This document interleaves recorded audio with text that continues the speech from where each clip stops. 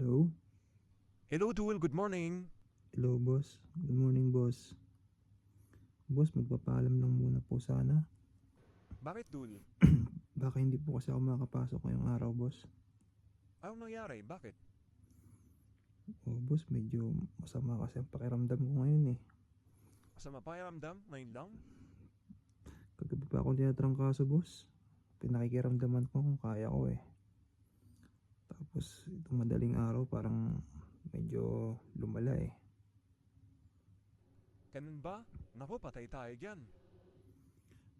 Boss, baka hindi ko po kasi kayanin, boss. Gawa ng parang hina ng katawan ko. Baka sa ka-OT mo yan, Dul.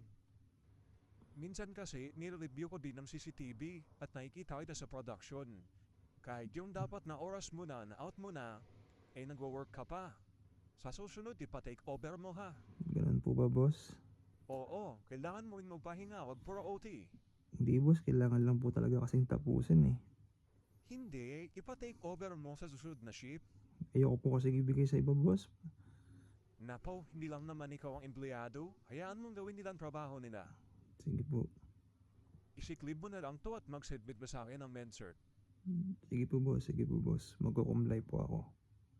Yung totoo ha, kung galing mismo sa hospital o sa klinik. Sige po, boss.